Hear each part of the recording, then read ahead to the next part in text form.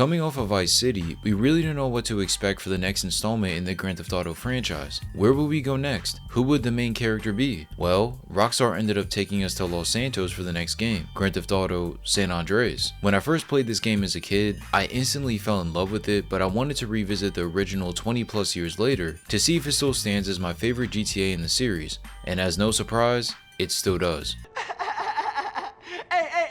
It's OG Loc, homie, and I'ma kick a little something like this.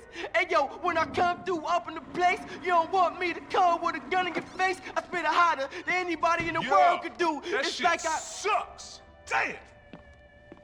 When it comes to this game, nobody says the story in San Andreas is what I remember it the most for. They all reminisce about the gameplay. The gameplay in this title absolutely pushed the envelope for what was being done at that time in gaming. The previous entries definitely tried doing something similar and achieved that goal to some degree, but San Andreas took it to a whole other level. If you were old enough to have played this on release, then you know exactly what I'm talking about. This game was one of those games that everybody was talking about because it was like nothing we had seen before, and this is considering both the past two GTA titles as well. Just like 3 and Vice City, this game had you playing in an open world where you could go anywhere and do anything. But what makes this gameplay different than the others is that there was more to do than ever before. If you've played Vice City or 3, then you know that there's other things to do when not going through the main story. However, in San Andreas you had more activities, and all of these were things that hadn't been introduced into the series prior. For example, the entire map is broken up by cities, and within these cities are boxing gyms. If you enter these gyms, you can do one of two things. You can learn new fighting moves by challenging the teacher of that specific gym, or you can exercise. In regards to the fighting moves, I liked how the moves you learned were specific to that particular gym. So if you went to the San Fierro gym, then you could learn karate like moves to take down your enemies. But if you went to the gym in Las Venturas, you would learn a whole new moveset. This gave you the ability to always change how you wanted to fight, which was so much better than the punch and kick that you would normally spam throughout the entire game.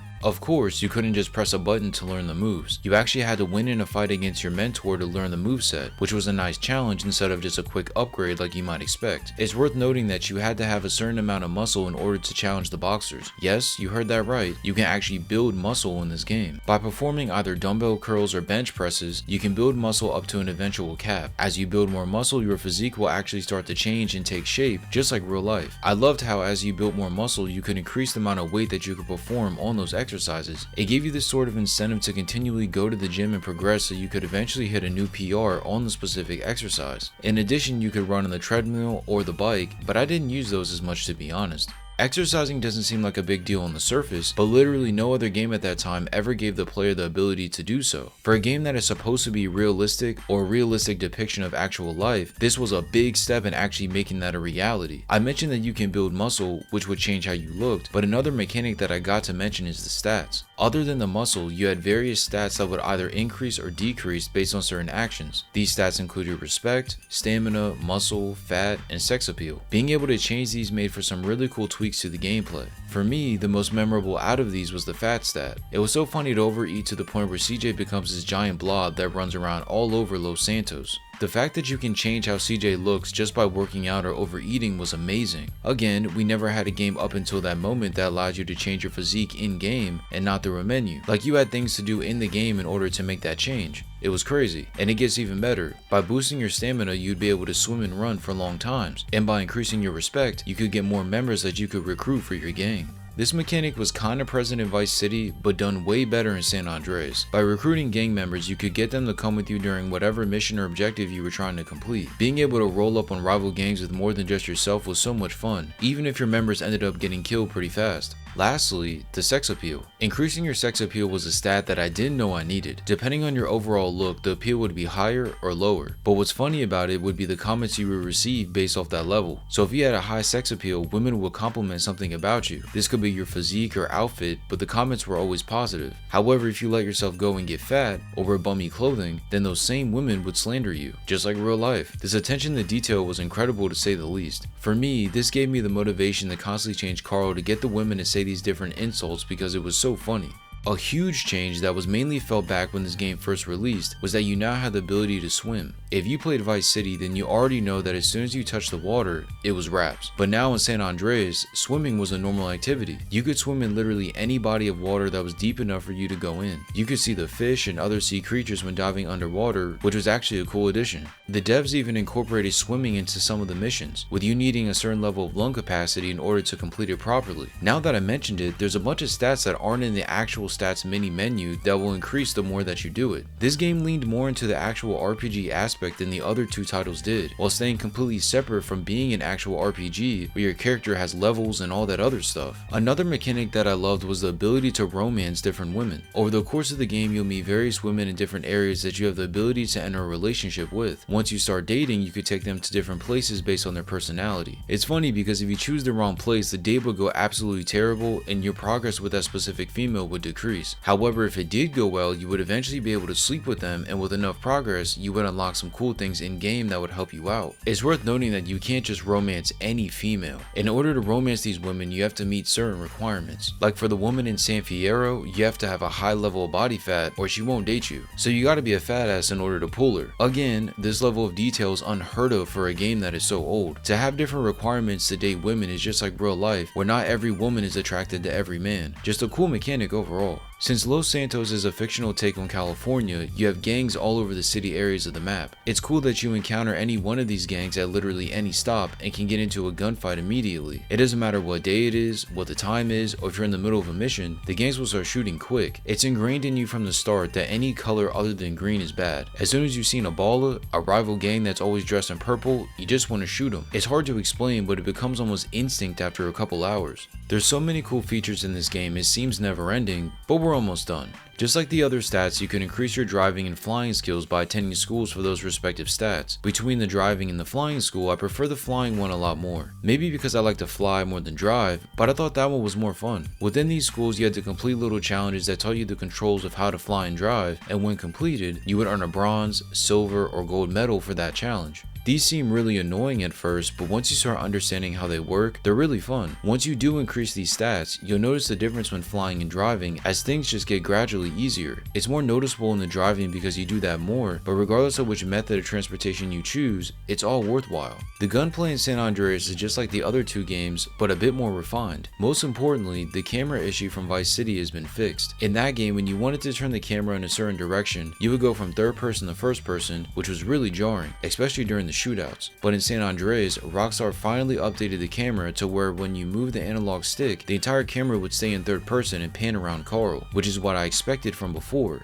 This made the shooting in this game so much better. A lot of times you're going to be shooting people from all directions, so being able to turn the camera and see where those shots are coming from was definitely appreciated. Just like before, the guns you have are in the top right corner of the screen where you could cycle through them and choose the one you want and then shoot. There wasn't a whole lot of variance between the guns in this game versus the previous ones, but that's okay. Regardless of what gun you're using, you were guaranteed to inflict some damage. Now let's dive into the couple of things that I didn't like about this gameplay. Staying on the topic of guns, I didn't like that for a large chunk of the game, the only place where you could get a gun was Emmett's. I was used to the ammunition from before, so starting off with that was just kind of annoying. However, if you use cheats, then this wasn't an issue at all. Just something I wanted to make note of because I played this game multiple times, both with and without cheats. I've said this across both GTA reviews I've done so far, and this game has the same issue. The missions are either hit or miss. So many times you'll find yourself doing really short tasks that serve as missions, and then in other situations you'll be in these crazy moments that fit what you would expect. I won't go on and on about this as I've mentioned this before, but the way the missions are designed gives off a bit of laziness, and I don't know if it's intended to be this way, but having such simple missions is kinda weird, especially once you get later on in the game. This could just be me though.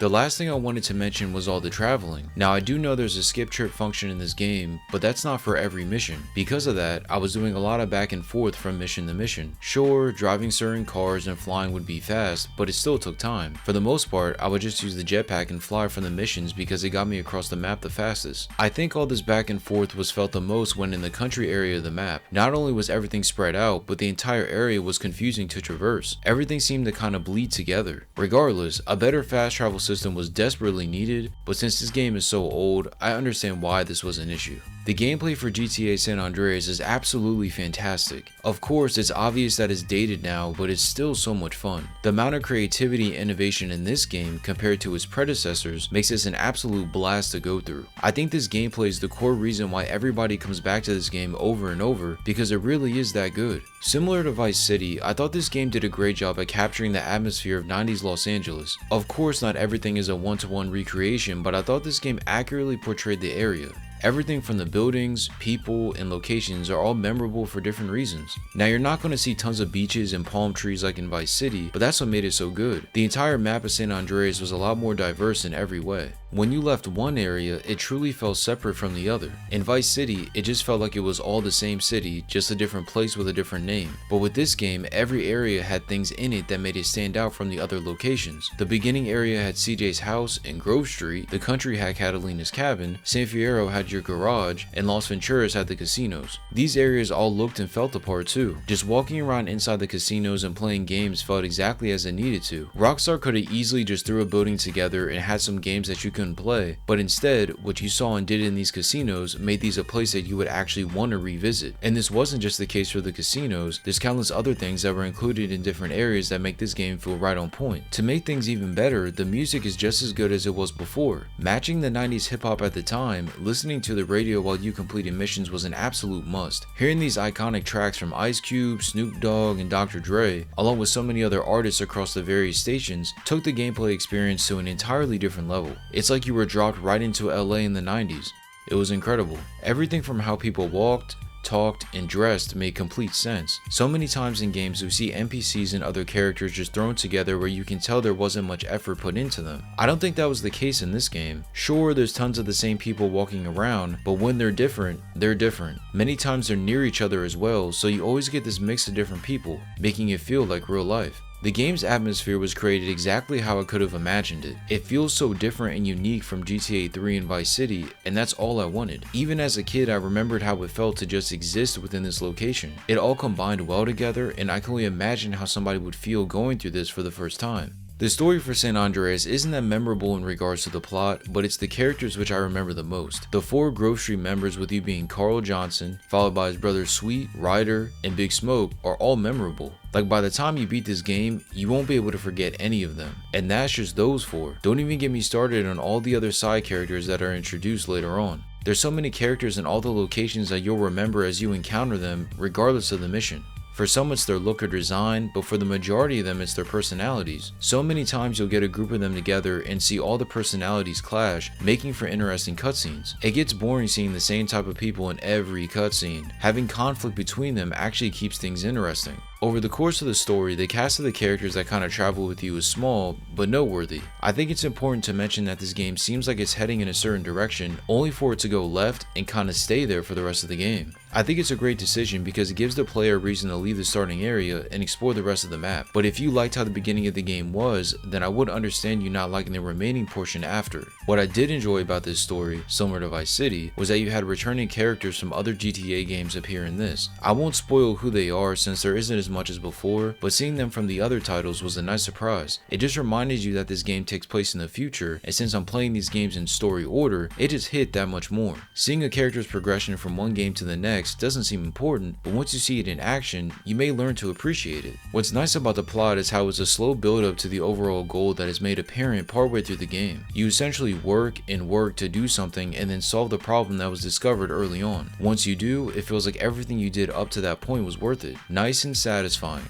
instead of leaving meat on the bone. What's funny is that even though I like the overall build up, I think that's the reason why this game's story isn't the best. You go through a bunch of missions and things happen, but for the most part, everything isn't memorable. Like I mentioned already, the people within the missions are memorable, but the actual story beats involved aren't. Yes, every mission has story implications and are related to things we've done in the past, but for some reason, it just didn't have that lasting impact. This wasn't always the case, as here and there there's some moments that will stick with you, but overall, a lot of the missions were forgettable. But this could just be me, so I digress. To sum it up, the story for San Andreas is fun and enjoyable. It tries to tap into your emotions, but it never really hits the mark. Instead, this entire plot feels like it's one super long roller coaster with no end in sight. It's just non-stop fun, which isn't a bad thing, but that doesn't mean the story is good either. But thanks to its characters, this story is good enough that you should enjoy it on your first playthrough, even if you don't feel anything emotionally by the time you roll credits. Overall, Grand Theft Auto San Andreas is a fantastic game. It's not perfect, but then again, no game is. But even after all these years later, I loved every second I played of this game. In my opinion, this game is the one that really took this franchise to new heights. The mechanics introduced in this helped establish a benchmark for this series, and it gave the reputation as the franchise that would always push the envelope more than any other game. For those reasons, I'm going to give this game a 10.